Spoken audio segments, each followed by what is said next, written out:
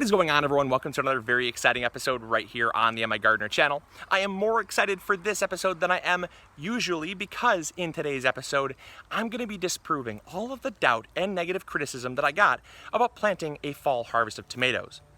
In this episode, I'm going to show you just how possible it is to grow a fall harvest of tomatoes, because we're going to be harvesting fall tomatoes. But I'm also going to highlight some of the ways that you can do it to actually have success. Take note of what I did so that next year you can do it yourself. Now, I do not take criticism in any bad light. There are a whole host of reasons why people leave negative criticism. The first one is that they're just jealous because, well, maybe they've never had success. Or maybe they're just jealous because, well, I have 20,000, 30,000 people that watch our videos, and they wish that they could have a successful YouTube channel as well. And my answer to that is, grab a camera. It's totally possible. You can do it as well. So there's no reason to be jealous of our videos, and there's no reason to cast hate just because we have an audience. I don't do these videos for clickbait. I don't do these videos for my pleasure. I do them so that I can get more people to grow more food. That's the whole point of this channel. So the hate for that reason is just silly. Now, the other reason why people might have criticism is because they've never had success themselves, and their frame of view is like tunnel vision. They don't see that it can be possible. They just know that they've never had success, so they think it's impossible. Just because I've never gone to space does not mean that going to space is impossible, right? But it's like me saying that because I've never gone to space, space travel is impossible. And so just because you have never had something happen does not mean that it's not possible.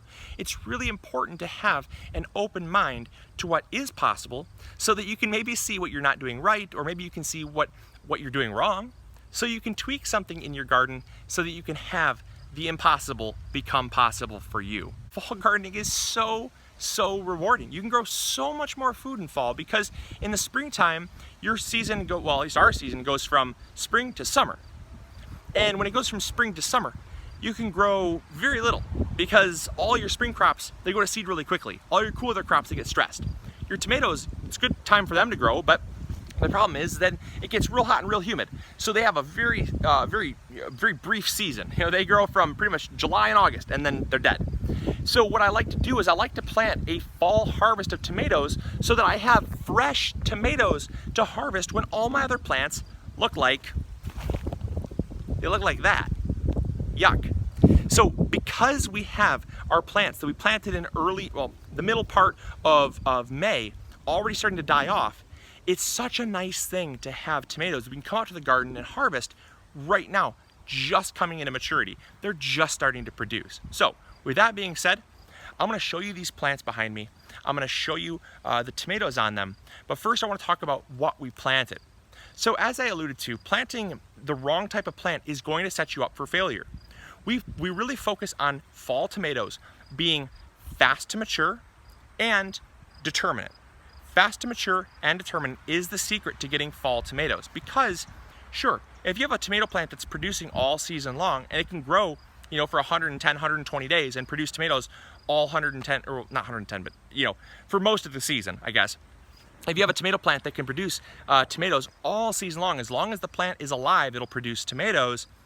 That's not ideal for a fall harvest because you're planting them in like the early to mid part of August, and you're going to be growing them in a season that's much shorter. There's a lot less frost-free days from August to like the middle part of October than there is from like May to October. So because that's the case, you want to stick to varieties that are fast to mature. Stick to like 45 to 55 day tomatoes. Stick to things like determinants. We planted a determinate Roma. That means it's going to produce all of its fruit all at once. It's a determined plant height, a determined fruit set. It's very determined. So I'm not getting like one tomato here, one tomato there. It's not really a waste of time. They're all coming all at once.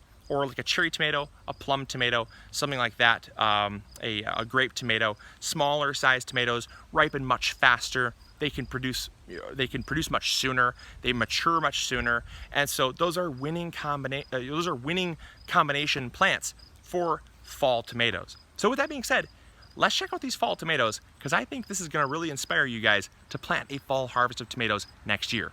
So as I said, these are a determinate Roma, and one thing that you'll notice is that these plants are very, very healthy in comparison to These plants, which are nearly all dead, they are not going to be getting healthier. They are not going to be producing any more fruit.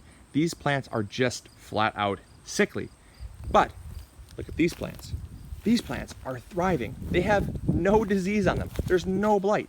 They're just thriving and they're loving life. But if you come in here, check this out. Look at this. Look at these beautiful tomatoes. This is the first picking off these plants. The first picking. We've already been picking, by the way. So this is the first picking of tomatoes from these plants, meaning they are just coming into maturity right now. And because they're just coming into maturity right now, they're going to be producing all these other green tomatoes. See how they're not flowering anymore? Notice how there's no more flowers on these plants? That's because they're a determinant. They set all of their fruit all at once. That means the plants are done growing. They're just going to focus on ripening fruit. But look at all these tomatoes. See all these? You don't see that from plants that you planted in early May. Those plants are already stressed and they're done producing. Look at these. Look at these. Absolutely stunning. Coming over here. Look at this, you guys.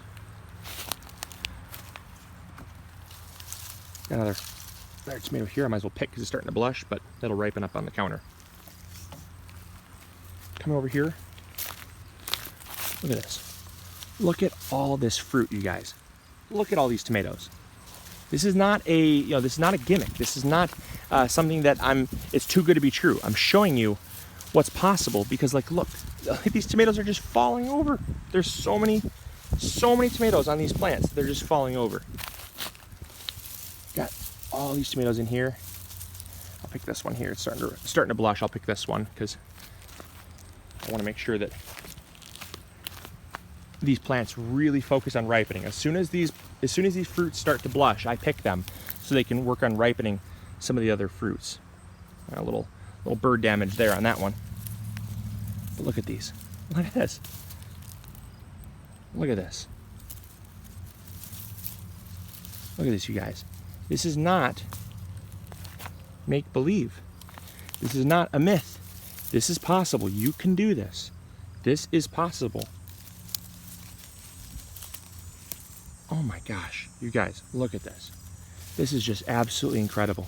I absolutely love coming out here and harvesting tomatoes in cool fall weather. I mean, you guys, it's like 75 degrees today. The night is gonna be 52 degrees. That's fall weather, you guys. That's fall weather. And we're getting beautiful tomatoes like this and have a lot more coming on very soon. All right, so I just got done picking all these tomatoes here, and what we have here are our 45-day tomatoes. Now, these are a small determinate style slicer tomato known as 45-day tomato, and then we have here our Romas. But these all came from this bed right here. All of them came from this bed. And as you'll see, the tomatoes look fantastic. They're not stressed, they're not diseased, they're not blighted, and that's because we started them later in the season. They've had far less stressful conditions to put up with, and they've had a lot less to grow through, so they're naturally going to be healthier. Sure, I'm sure they're probably a little stressed, but because the fact that they're not trying to grow anymore, because they're a determinant, they pretty much can say, anything that I've already grown is good enough, any fruit that I've produced is good enough. They don't need to produce any more fruit through the heat of the season.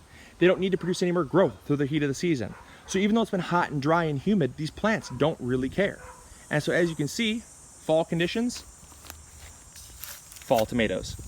Absolutely stunning. There's no myth to fall tomatoes.